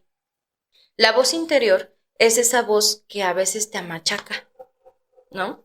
Que tú estás haciéndolo bien y que te dice no lo estás haciendo bien, no lo vas. Tienes que poner atención a tu voz interior, a practicar que estás en el momento, a sentir lo que estás haciendo en el momento, pero es una práctica. A mí me cuesta también muchísimo trabajo, pero es una práctica constante. Entonces, pon atención en tu voz interior. ¿Cómo está educada tu voz interior? Es como observar tus modales, tu educación. ¿Cómo me estoy comportando yo? Ok, eso es hacia afuera, ¿no? Es cómo me comporto yo con los demás. Ahora hacia adentro. ¿Qué es lo que me está diciendo mi voz interior? ¿Qué es la constante que me está diciendo? ¿Cómo me trato a mí mismo? ¿Sí? No tengo por qué maltratarme. Es más, puedo darme el chance de vivir el aquí y el ahorita. Y no pasa nada. Es eso, es estarte observando constantemente en el aquí y el ahora. Es una práctica. Ok. Esto que me platicas me recuerda mucho a una película que vi en una breve clase de psicología que se llama Whiplash, Música y Obsesión. ¿La has visto? No. Ok. En esta película es un baterista que quiere formar parte de un ensamble de una orquesta sinfónica. Y obviamente el pertenecer a la banda, digamos que representa a la escuela, al instituto, es un sueño, ¿no? Que él quiere cumplir. Se obsesiona con ser de los mejores bateristas y el maestro, Terrence Fletcher, eh, realmente ejerce mucha presión sobre ellos. Literal, incluso los golpea, les exige de sobremanera. Cuando este personaje se encuentra con oye, este maestro ya me está hasta agrediendo físicamente y esto ya no me está gustando. El maestro, de una manera muy narcisista, ya aplicando las técnicas bajas de Steven Turner de la psicología oscura, le dices que yo te llevo al límite porque tal baterista, Donnelly, si no mal recuerdo, corréjanme si me equivoco, fue presionado a tal manera en la que logró desarrollar todas sus habilidades y se volvió una leyenda. ¿Qué hubiera pasado? El maestro le dice, las palabras más nocivas que te pueden decir en el mundo es bien hecho, porque limitas tu capacidad cognitiva. Cuando alguien te dice bien hecho, dices, ah, ok, lo estoy haciendo bien, pues ya. ¿Y qué pasa si te llevas al límite y descubres que tienes más potencial del que la gente cree que ve en ti, ¿no? Como en el desarrollo de habilidades, cómo podemos hacerle caso a la voz interior y saber cuál es el límite realmente. Hay muchos métodos para que una persona pueda llegar a ser exitosa, pero no es necesario ni fantasear ni psicología positiva, pero tampoco la tortura. Y eso es lo que tenemos que aprender. Yo puedo esforzarme muchísimo, pero no a hacerme daño para lograrlo, ¿sí? Porque si no, entonces ya estoy eh, autolesionándome emocionalmente. Y hay que tener cuidado con eso, ¿sí? Que no por pensar que entre más me maltrate, más lo voy a lograr. Aparte, hay que ser honestos. No todos podemos con los mismos métodos. Habrá personas que sean súper resilientes, que en su inteligencia emocional tengan muchísima resiliencia y se puedan levantar y cada vez que les pasa algo terrible, se levanten y hagan cosas increíbles, pero habrá personas que las amachaque y que no se levanten y que las Claro. sometas a una depresión muy cañona. Entonces tienes que aprender a escucharte y una cosa es que te exijas, pero es que la exigencia tiene que ser con amor. Te debes de exigir con amor, te debes de amar, no te tienes que autolesionar y eso no quiere decir que vayas a ser mediocre. El vivir el día no tiene que ver con la mediocridad o con ser una persona inconsciente que fantasee. Tiene que ver con hacer todo lo mejor posible que existe ese día, pero disfrutando el proceso, el aquí y el ahora, porque eso es lo que tienes, con la intención de despertar mañana. Ok. Me recuerda una frase muy bonita que dice que la mediocridad se desperdicia en el mediocre.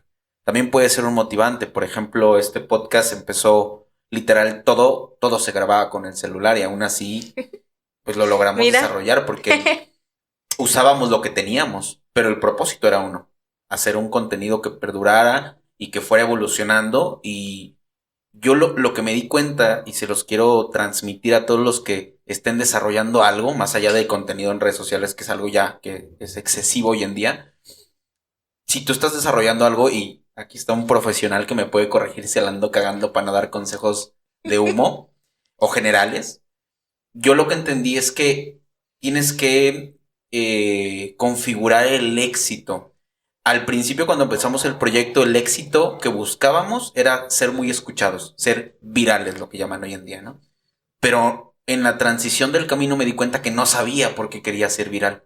Y entonces experimentando con procesos, agregando a la computadora, empezando sin saber nada a meter cosas técnicas como los micrófonos, el cambio de cámara, hacer cosas diferentes e ir profesionalizando el podcast con lo que teníamos, me dio a entender que realmente el éxito de lo que yo estaba buscando era mantenerlo. Exacto. O sea, el éxito era poder hacerlo y tener la libertad de decir, tengo un trabajo, pero también puedo hacer lo que me apasiona. Eso para mí es ser exitoso hoy en día. Ahí está. Y yo digo, bueno, a veces subo un capítulo, lo que te platicaba antes de empezar a grabar, subo un capítulo en el que me esfuerzo y tiene 100 vistas y yo digo, puta, no le fue tan bien como yo esperaba. Y a veces subo un cachito que nada más dije, se me hizo divertido, lo subí acostado en la cama y lo vieron 12,000, 13,000 personas y digo, ah, cabrón, ni siquiera me lo esperaba. Pero vuelvo a monitorear mis pensamientos y digo, es que tanto el de 100 views como el de 12,000 para mí fueron un éxito porque son parte del mismo trabajo. Me decía a mí el otro chavo que graba conmigo, ese no lo subas porque el audio no es tan bueno. Yo ni madre lo voy a subir porque es parte del esfuerzo que le puse. Y quiero que se note que cuando la gente lo vea de manera secuencial, vean que hay un cambio progresivo, que realmente para mí ese es el éxito, mantenerlo, mantener el estoicismo de decir, lo voy a seguir haciendo y que se note la mejora continua. Digo, que se note, que la note yo, si la notas tú, pues, y lo agradeces, qué chido, pero el principal que lo noto soy yo y me genera satisfacción para seguir haciéndolo. Entonces creo que mi consejo es que veas que el éxito es tener la libertad de poder hacer lo que te hace sentir bien, ¿no? Exactamente. Ese es el propósito justamente de vida. Lo que decías es, hay que entender algo. Lo que se debe disfrutar es el proceso, no solo el resultado. Estamos bien equivocados si pensamos que solamente cuando lleguemos al producto final es lo que yo voy a disfrutar, y lo que se disfruta, como lo mencionaste, es la libertad de poder hacer lo que deseo en ese momento, y es el proceso, Claro. más no solo el producto final. Entonces, el éxito no es lineal. Cuando se dice que no es lineal, no es una línea fija. Es abajo, arriba, abajo, arriba, arriba, arriba, abajo, abajo, arriba, y así. Y entonces así puedo disfrutar día con día, momento a momento del proceso. No tiene absolutamente nada que ver con ser mediocre, Claro. con no ir tras tus sueños, sino es disfrutar el proceso de ir tras el éxito que quiero, que merezco. Y creer en ti. Y entender que en el proceso hay cosas que no vas a poder controlar, que se van a salir totalmente de tus manos. Hay un adagio muy bonito que dice que solo los obstáculos le dan sentido a los propósitos. Y entender que esos retos a los que te vas a enfrentar en el camino y superarlos también van a ser parte de la satisfacción de decir, puta, pues pasó, ¿no? A nosotros nos pasó la pandemia, lo paramos un año y yo dije, no, tengo que regresar. Y fue parte de los obstáculos que dices, bueno, vale la pena porque sigues conociendo a gente interesante, sigues creciendo mentalmente, sigues entendiendo. O a mí lo que me ha pasado con mi experiencia en el podcast es que entiendo que mucha gente hace lo mismo que yo, que no soy especial en nada, pero que eso no está mal. Que hay mucha gente que estamos trabajando para una empresa o por nuestra cuenta y al mismo tiempo haciendo cosas que nos apasionan y que a final de cuentas es por algo, porque descubrimos un propósito, un talento, una necesidad de decir lo que piensas y que al final si te escuchan o no, bueno, ya no está en tu control poder manipularlo, ¿no? Pues tienes la injerencia de poder participar y ponerlo a la vista y al final lo que pase, pues bueno, ya es algo muy fortuito, ¿no? Esto me recuerda a varios conceptos. Uno de ellos es resiliencia, el cómo se construye la resiliencia, y uno de los pasos es entender justamente que no puedes controlar.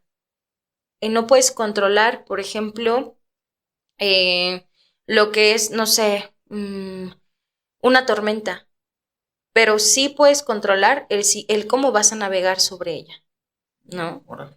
Esa es la cuestión de la resiliencia. Y en cuestión del empoderamiento, una persona empoderada, porque tienen otra vez un concepto muy negativo sobre el empoderamiento femenino de persona, no es para nada aplastar al otro. Claro. Es autoconocimiento, entender cuáles son tus aptitudes, cuáles son tus cualidades, para qué eres bueno, tu vocación, etcétera, y entender que lo único que podemos controlar es lo que está de nuestra piel hacia adentro. Claro. Lo de afuera no lo podemos controlar, nada más lo de adentro. Entonces, cuando tú aprendes a empoderarte y le inviertes en ti y empieces a conocerte y empiezas a ser tú mismo, se ve una persona empoderada y no necesitas ser un estereotipo social, ¿no? Ni de belleza, ni económico. Y entonces vemos a estas personas que de repente pasan y hacen lo que les gusta y las ves súper empoderadas. Y no son millonarios y no son personas súper reconocidas, pero tienen un empoderamiento personal. Y el ser una persona empoderada y trabajar el empoderamiento día a día es lo que te permite ser una persona exitosa, pero según tu constructo de lo que es para ti éxito. Me parece perfecto, hasta merece unos aplausos de gente muerta. Perfecto. Veo que tienes muy aterrizado tu profesión y se nota esa pasión que tienes y obviamente el conocimiento. Pero como bien decíamos, hay cosas que suceden mientras estamos en la búsqueda de ese camino o ejerciendo lo que nos gusta. De todo lo que tú has vivido en la psicología, ¿qué es lo que consideras que es lo que te ha marcado en esa trayectoria? Que dices, esto fue trascendental, positivo o negativo para tu carrera. Positivo y negativo. Positivo, yo creo, bueno, no sé si positivo o negativo, a ver de qué forma se puede tomar, pero muchas personas no creían en mí, en mi vocación, incluyendo, bueno, lo voy a mencionar y voy a balconear a mi familia. Se lo merecen. Sí, no, en algún momento sí fueron así como que no pensaban que yo iba a lograr ahora sí que crecer en esto de la psicología y sin embargo pues yo me considero una persona exitosa porque sé que hago un buen trabajo y que tengo vocación, ¿no? Para lo que hago. Y después cuando empezaron a ver que subía, sí se quedaron como impactados, ¿no? Y a mí ya no me importó. En algún momento busqué la aprobación tanto de mi padre como de mi familia, pero después en el camino ya no me importó. Cuando ya iba así como los caballitos, ¿no? Que les tapan a los lados para ver solamente hacia el frente, me di cuenta de mi potencial y lo logré. Yo creo que el hecho de que no creyeran en mí, pero que mi madre sí creyera en mí, fue algo fundamental para que yo pudiera crecer. Esa es una.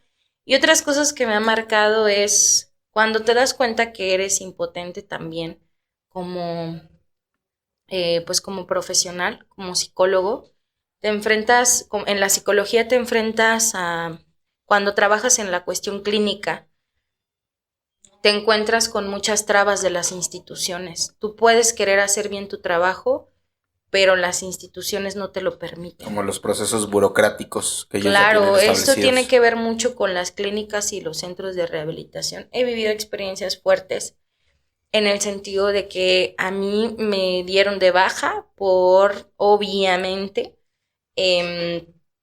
estar defendiendo los derechos de mis pacientes dentro de esa institución. Me dieron de baja y me amenazaron. Después de eso tuve que irme a la sierra por cuestiones personales. Quería vivir una experiencia, la Sierra Gorda de Querétaro, y yo me fui y me alejé un año. Entonces ya no supe si me siguieron buscando, pero sí me amenazaron. ¿Por qué? Por querer hacer bien mi trabajo y porque obviamente yo hice que sacaran a esas pacientes que estaban ahí viviendo abuso. Y eso te hace crecer porque te topas con monstruos más grandes que tú y te das cuenta, ahí es donde digo, entender que somos impotentes y que aún así ponemos nuestro granito de arena y que no nos vamos a dar por vencidos, ¿no? Haciendo lo que amamos con nuestro granito de arena. Y entonces ahí fue una pregunta para mí de si iba a seguir, cómo iba a trabajar ahora, y si quería seguir trabajando como psicóloga en ese ámbito. Y evidentemente sí. La respuesta fue que sí. Claro, aquí seguimos y así va a ser. Pero eso te marca el ver cómo hay un abuso fuertísimo también en todo esto del ámbito de la salud mental. Claro. Hoy en día vivimos una ola de creadores de contenido de todo tipo, ¿no? Sí. Es tan preocupante el tema que dicen, sin un argumento numérico, que ahora ya nadie quiere ser profesionista, nadie quiere ser doctor, abogado, bla. Todo el mundo quiere irse a hacer contenido porque ahí pagan muy bien y se vuelven ricos y tal y tal y tal. Claro. Todo lo efímero. ¿Tú personalmente recomendarías a la audiencia que está interesado, que tiene esa inquietud de estudiar psicología, lo recomendarías? Claro que sí, necesitamos ejércitos de psicólogos. Yo lo digo Porque en sí, México porque es lo que conozco. claro, porque sí. Porque sí, aparte de que obviamente es una carrera muy noble, hay una demanda altísima de nuestra sociedad que demanda salud mental, ¿no? Y lo necesitamos y, y creo que todos los que tenemos vocación en esta carrera tenemos un deber con la sociedad. Y qué mejor que sea algo que te apasione y que lo lleves a cabo. Ahora, yo les voy a ser sinceros. En la psicología actualmente ganas lo que tú deseas. Tampoco es como que yo creo que puedes ser vendedor pues, no sé, o sea, de contenido, pero seguir siendo un buen psicólogo, un buen profesionista. ¿Sí me explico? Puedes vender todo esto que es tu conocimiento, pero que este contenido que tú estés dando, que sea de calidad, Claro. ¿no? Que tú puedes vender todo eso, que te puedes hacer famoso en ese aspecto, sí, y a la par apoyas a la sociedad, porque tenemos una sociedad bien confundida. Entonces, sí les recomiendo que sean psicólogos y no piensen que se van a morir de hambre, porque eso es lo que siempre nos dicen a los artistas, a los psicólogos. No sucede eso. En la psicología tú te vendes como tú deseas, trabajas para quien tú quieres y ganas lo que tú deseas. Eso es dependiendo del ámbito, cómo te muevas y tus necesidades de vida. Algo importante que me viene a la mente con lo que dices es la parte de trabajar tus emociones. Me recuerda mucho una etapa donde yo estaba iniciando en un trabajo nuevo totalmente para mí, algo que jamás había hecho, y pese a esto decidí aceptar el reto porque la remuneración económica era buena en ese momento. Y recuerdo mucho haber estado totalmente solo. Recuerdo que mis crisis de ansiedad era ir al baño a llorar un poquito, lavarme para que se confundieran las lágrimas con el agua. Yo también las he pasado. Y recuerdo mucho que al espejo siempre me preguntaba, ¿confías en ti? Y a pesar de que los resultados no estaban, la respuesta siempre era sí. Pero al unísono también hacía lo propio. Dejé de ir a fiestas para estudiar, me certifiqué en cosas que iban acorde a lo que yo estaba ejerciendo y me empecé a interesar por volverme bueno en lo que estaba haciendo. Y aunque aún con todo ese trabajo los resultados no llegaban, mis visitas autopsicológicas eran las mismas. Baño, espejo, ¿confías en ti? Sí. Y a la postre, el trabajo duro y el poder trabajar mis emociones y tener esa contención, pues me dio resultados. Llegué a ser de los primeros lugares, el primer lugar varias veces en esa empresa y lo que descubrí es que cuando tú realmente crees en ti, no necesitas que nadie más lo haga, definitivamente. Y se los digo porque realmente tenía todo en contra.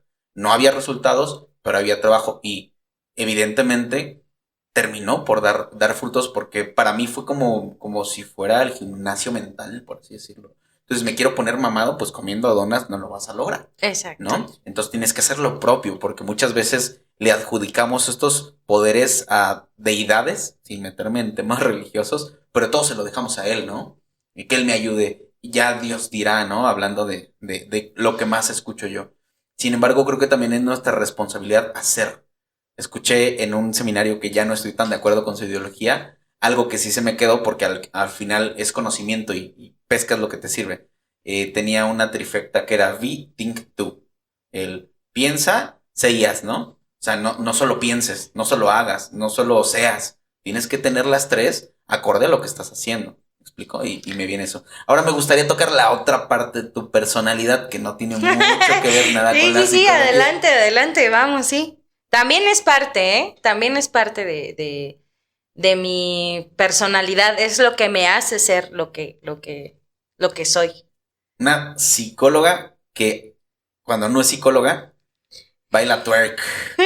¿Cómo se dio eso? Wow.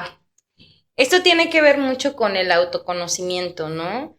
Con, em, sí, pues con el qué es lo que te apasiona. A mí me apasiona muchísimo el baile. Fíjate que hay muchos, ¿cómo podríamos decirlo? Prejuicios y estigmas al ser una psicóloga que baila twerk. Fíjate que apenas escuché un comentario bastante fuerte en el que le dijeron a un amigo mío, porque fui a dar una presentación, bailé twerk y todo, y luego mi amigo, bien orgulloso de mí, dice, y es psicóloga también, ¿no? O sea, no me ayudes. Sí, él bien orgulloso, ¿no? Y se lo agradezco. Claro. Y una chica que era psicóloga le dijo, no puedes ser bailarina de twerk y puedes ser psicóloga. No Así puedes. le dijo, sí, o sea, no Órale. puedes. Qué interesante esa respuesta. Y con esas cosas me he enfrentado a muchísimas situaciones. Oye, ¿cómo bailas y cómo te muestras así? Y tus pacientes qué piensan. Y yo siempre he dicho que hay un psicólogo especial para cada paciente. No todos los psicólogos somos para todos los pacientes. Hay que escoger a alguien con quien tú haces clic, con quien tú haces transferencia, con quien tú te identificas y le das ese estatus del saber a esa persona.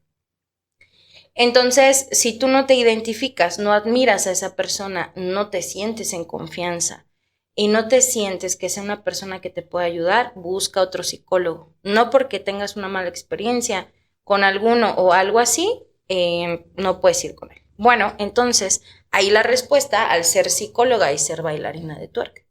Que obviamente no soy psicóloga para todos. ¿Cómo descubrí esto? Hace 7 años. Hay una jamaiquina que me gusta muchísimo que se llama Spice y que baila twerk y que canta lo que es como música de tipo dancehall y dembow, que es para twerk. Entonces yo a ella la vi y dije, esto me nace, es lo mismo, es una vocación, es un llamado de tu propio cuerpo, de ti, de tus habilidades. Yo las descubrí, eso del baile se me dio desde pequeña de la misma forma, eso del ámbito artístico, eso del liderazgo, de dar clases, lo descubrí cuando estaba muy pequeña. Entonces, de pronto yo abrí los videos y me apareció esa jamaiquina buscando qué era lo que me apasionaba, porque a veces te pones a buscar cosas y de ahí que aparezca el algoritmo de las redes sociales, y ahí fue donde yo encontré Spice, me encantó el baile y yo lo empecé a practicar solita, ¿no? El twerk en sí mismo, es que también eso es bien complejo. El twerk, por ejemplo, es un tipo de danza y es una modalidad que tiene más o menos 20, yo creo que ya tiene más, como porque hace 7 años, como casi 30 años de antigüedad, que nace del hip hop y que tiene lo que son, ¿cómo se llama? Las influencias de las danzas africanas mapouca, ¿no? Okay. Entonces es todo un arte, o sea, el twerk no Claro. es lo que ahora ya se hizo como, ¿cómo lo podríamos decir? Sí, tiene una Comercial. connotación, aparte, o sea, es comercial y en su mayoría siempre es relacionado con una connotación sexualizada, ¿no? Uh-huh.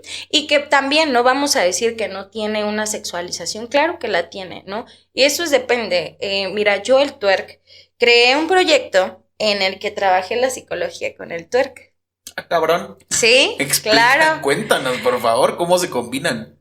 El twerk, primeramente, no es necesario, a mí sí me gusta el cachetero, pero no es necesario que lo utilices, no es necesario que vayas a una presentación y no es necesario que te grabes. Es un deporte, es una modalidad deportiva. Al final es un ejercicio cardiovascular. Exacto, con su disciplina. O sea, quemas hasta 600 calorías en una clase de twerk a comparación de zumba. De 1 hora. Quemas el doble. Ok. ¿No? Entonces, cuando lo entiendes como una modalidad deportiva, te empieza a dar muchísima seguridad. ¿Por qué? Porque empiezas a conocer tu cuerpo, empiezas a trabajar con él, empiezas a descubrirte a ti misma o mismo. Sí, claro. Porque también hay un tabú para que los hombres bailen twerk, ¿no? Porque siempre dicen, pero ¿cómo voy a andar moviendo ahí el booty? ¿No? ¿Cómo crees? Pues justamente por eso. Aparte, el twerk tiene su forma masculina de bailarse. O sea, una cosa es para las mujeres y otra cosa es para los hombres, ¿no? Que son diferentes movimientos físicos. Ya tú decides cuál es el que te agrada, si masculino o femenino, ¿no? Sí, claro, al final no hay una regla. Claro. Entonces, yo lo descubro y yo era una persona que de alguna manera era muy cerrada. Después de la carrera yo terminé siendo una persona como muy cerrada conmigo misma. Yo traía el cabello teñido de negro, vestía súper mega formal, era cerrada y egocéntrica, debo admitirlo. Yo necesitaba abrirme, conocerme, como expandir todas esas habilidades que yo tenía. Y el twerk me lo permitió. Claro. Yo lo descubrí y se convierte en una disciplina, se convierte en una pasión, se convierte en un talento que aparte quería seguir desarrollando. Y es que aparte de ir a las clases, yo decido certificarme como maestra de twerk. Entonces empiezo a estudiar con mi coach, que es de las pioneras de twerk en Querétaro, ¿sí? Porque son pioneras. Eran pocas los estudios de música, de baile, que tenían twerk tal cual. Entonces ella era de una de las pioneras, hace como, te estoy hablando, hace unos 10 años que ella inició. Y yo la descubro a ella y entonces tomo clases con ella y ella tiene una marca y después ella empieza a certificar coach en twerk. Y yo dije, sí quiero. Entonces yo iba al gimnasio y iba al twerk y hacía las dos cosas. Bueno, regresando al proyecto que yo creé entre la psicología y el twerk, yo empecé a buscar candidatas que fueran mis clientas, porque ahí ya no era igual que una paciente como en psicología cerrada. Una cosa es la psicología clínica cerrada de consultorio y otra cosa es una cliente, ¿no? Entonces, un candidato a mi proyecto que era una mujer que estuviera buscando seguridad de sí misma, autoestima, autoconocimiento e incluso sanar su sexualidad. ¿Por qué? Porque la cadera contiene muchísima energía en una mujer y necesita desarrollarla, necesita moverla, necesita conocerse, necesita verse a un espejo y decirse, sí me gusto, no me gusto, qué me gusta, así es mi cuerpo, ¿no? Entonces, estas candidatas iban a mis clases y yo trabajaba emocionalmente con ellas y trabajaba con toda la disciplina de twerk. Y ellas decidían si querían ir a una presentación e incluso cómo querían vestirse. Porque tú puedes trabajar el twerk con un short guanguito, ¿no? O sea, que te tape súper bien y nunca subir videos y nunca subir presentaciones para quitar justamente el estigma, ¿no? Porque una cosa es que a mí a lo mejor sí me gusta un poquito el exhibicionismo, por así decirlo, pero otra cosa es que sea necesario. Eso no es necesario en absoluto. Ahora, el tipo de música, no, para desmentir nuevamente los prejuicios hacia el twerk, no es solamente reggaetón. Esa es la cuestión comercial que nosotros escuchamos, lo que todo el mundo conoce, lo que se está vendiendo en la industria musical. Sí, que al final para presentar tu proyecto es buena mercadotecnia. Claro. Porque escuchas la canción de reggaetón que te gusta y al mismo tiempo estás viendo el comercial de la persona que promueve sus clases de twerk. Es válido, 100%. El twerk es un movimiento de la cadera que va junto con el beat de la música. Tú puedes bailar twerk con rock, con cumbia, con cualquier tipo de música que tenga beat. Entonces, pero normalmente se puede utilizar el dembow, se usa el dancehall, se utiliza hasta el reggae, o sea, ese tipo de música que tú puedes utilizar, que no tiene a lo mejor una letra ofensiva, porque sí hay algunas canciones o cierta música del reggaetón que sí tiene letra ofensiva, pero no todo es así, porque el reggaetón también tiene su historia. Claro, por supuesto. ¿No? Que viene desde, ahí se me fue ahorita el nombre, pero de los países latinos bajos y todo eso, o sea, tiene su historia, que ya lo hicieron comercial y que hay que ser honestos, esta cuestión del consumismo siempre está buscando una oportunidad para vender. Claro. ¿Qué le voy a vender a esta sociedad que está buscando la liberación sexual y la liberación de sí mismos y de como incluso caer en una cuestión ahí un poquito de rebeldía? Pues les voy a vender esta cuestión consumista de pues hasta morbo, ¿no? Claro. Ahí está Danny Flow. Es lo que digo yo, el bendito y maldito capitalismo. Sí, claro. Yo por eso digo que tengo dos connotaciones para mí. Soy capitalista de doble moral y soy transeconómico. Soy un rico viviendo en un cuerpo de pobre. Ok. Entonces, eso es cuando entiendes el twerk, lo entiendes como una modalidad, con Claro. una historia, que viene del hip hop, como lo mencionaba. Y entonces es una modalidad que te sirve para trabajar con una persona que busca su autoconocimiento, su autoestima, su seguridad. Y es algo bien productivo. Ok, ahora, espera, pausa. La idea suena muy chingona. Ajá. ¿Y los resultados? ¿Los resultados? ¿Cómo? Sí, la idea me gusta, me encanta creo que la creatividad real. Bueno, había un artista que ahorita no. Dalí. Decía que la creatividad es un plagio no detectado, la originalidad. Tomas información de diferentes fuentes y luego la conviertes en algo con tu esencia. Y la creatividad como tal para mí es mezclar dos cosas que no tienen una relación en sí y generar algo de ahí. ¿Qué fue lo que tú hiciste? Mezclaste la psicología con el twerk que ya tenía sus paradigmas para poder... No quiero decir, no sé si la palabra ayudar sea la palabra correcta, pero vamos a decir dirigir a estas personas que eran tus pacientes y después tus clientes. ¿Cómo viste los resultados en ellas? ¿Cómo vi los resultados? Los tengo plasmados, los tenemos con evidencia. ¿Se llevas una bitácora? Claro, sí, les llevé su proceso, como debía de ser. Entonces eran mujeres que sí tuvieron los resultados. Mira, yo este proyecto, tal cual no lo he patentado ni nada de ese tipo, ¿no? Ya deberías. Sí, para allá iba. De hecho, en este proyecto me ayudó mi coach, Carla Sánchez, ¿no? Que admiro muchísimo. Un día deberías invitarla. Pues sí, es buenísima. Carla. Adelante. Y justamente fue quien me ayudó a crear este proyecto. ¿Y qué sucedió? Que ellas empezaron a aceptar su cuerpo y muchas de ellas, te puedo decir, que aprendieron también a superar cuestiones de traumas sexuales, ¿no? Porque cuando vivimos una cuestión que es un ultraje sexual, por así decirlo, esto lo que produce es que tú tengas limitantes de tu propio cuerpo y que no lo reconozcas como propio, que no, que tengas muchos limitantes. Y justamente esto permitió que ellas pudieran sanar estas situaciones. Y sí hubieron los resultados y sí tenemos la evidencia, ¿no?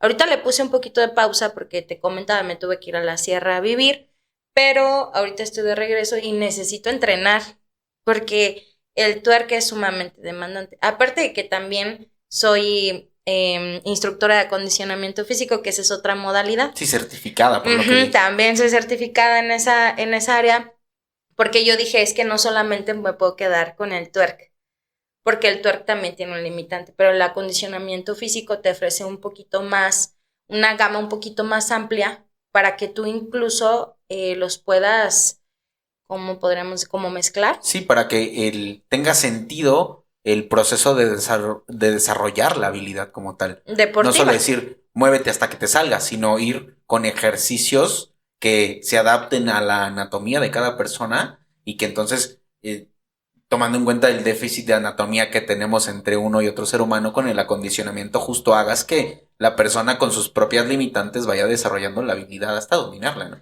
La práctica pule la técnica. Que aparte el twerk no es para todos. Claro. Y entonces el acondicionamiento físico o estar certificada en acondicionamiento físico a mí me permite otra gama de trabajo, de dar clases, y ese el acondicionamiento físico lo utilizo un poco más con los hombres. Oye, ¿y hay descarte? O sea, le preguntaba yo a Ita, que próximamente va a estar por acá, que es lo que te platicaba, que es maestra de música del UVM. le decía, tú como profesora de música usas la técnica de descarte de decir, no más, no das uno. En el twerk ahí o te ha tocado enfrentarte a casos complicados que dices, híjole, ya intentamos A, B, C, D y no más, ¿no? ¿Qué Y crees decirle, a lo mejor no es lo tuyo. ¿Qué crees que justamente mis casos son complicados? Porque la mayoría son personas con problemas mentales, con problemas emocionales. Y entonces es una persona que dice, yo no puedo mover la cadera. El Es descarte más, no es opción. es más, quítate. O sea, yo no quiero, no puedo, y se me ponen mal, ¿no? Y entran en crisis. Y entonces trabajamos emocionalmente y después dice, a ver, vamos. Porque justamente mi caso no es la típica clienta que dice, yo sí tengo toda la habilidad, yo soy súper guapa, porque también hay un estereotipo social, como en todas las modalidades Sí, canon deportivas, de como en el belleza gimnasio, universal, ¿no? ¿no? Como en el gimnasio, ¿no? Sucede esta situación en que vas al gimnasio y el instructor no te hace caso a ti por sufrir sobrepeso, y eso se los digo hasta por experiencia propia. A mí me sucedió, o sea, cuando tenía muchísimo sobrepeso, o sea, vives una discriminación en el ámbito deportivo fuerte. Aunque no sea directa. Y se supone que es lo contrario, tú que eres quien más necesita aprender del deporte y más apoyo, es a quien más hacen a un lado. Está cañón esa Sí, parte. está cabroncísimo. Entonces mis pacientes justamente son personas que no son ni el estereotipo social, no somos el estereotipo social, ni tampoco tenemos completamente las habilidades. Hay que empezar desde cero. Hasta ahorita no he tenido un descarte. Yo creo que el descarte aquí, o lo que marca un descarte, son ellas. Que ellas digan, ya no quiero, ya no puedo. Sí, ahí no Que puedes ellas persuadir. ya, sí, pero que yo diga, no se puede, pues no, pues siempre hay una forma, ¿no? De llevar a cabo el twerk. Ahí es en cuestión emocional, pero ya en cuestión física, o pues si existe un problema, por ejemplo, de rodillas, pero puedes hacer el twerk solamente con la cadera, ¿no? Moviendo un poquito tus rodillas y ahí como que lo haces, pero sí hay unas limitaciones obviamente físicas, como en todo. Claro. Incluso hasta para la terapia psicológica, pues no sé, hay ciertas limitantes físicas en donde tenemos que transformar entonces la terapia. Ese sería como quizás un limitante, pero mientras la persona pueda, ¿no? Que no tenga pues una complicación física, porque luego son las rodillas o puede ser la cadera, pues, sin ningún problema. Ok, perfecto, pues muy bien. ¿Y cuándo piensas retomarlo? ¿Cuándo pienso retomarlo? Ya se va a acabar el año. Nos vemos en el 2025 entonces. Sí. Ok, perfecto. Sí, muy ahorita bien. ya nos quedan, ¿qué? Pues prácticamente 2 meses, Un par de meses, 2 meses, una semana, para cerrar el año con todo, pero yo creo que sí, ahorita voy a estarme dedicando a entrenar conmigo, y posteriormente para enero nos estamos viendo. Ya cuando hayamos subido hasta yo todos los kilitos de diciembre y todo, ahí nos vamos a ver para retomar el proyecto. Muy bien. Y antes de despedir el podcast, me gustaría que nos recomendaras algo que consumir en cuestión de arte, música, libros, películas. ¿Qué nos recomendarías consumir? Cualquier contenido que consideres que puede ser útil para la audiencia y por qué. Algo que es muy básico, vámonos a las bases, es Inteligencia Emocional de Daniel Goleman.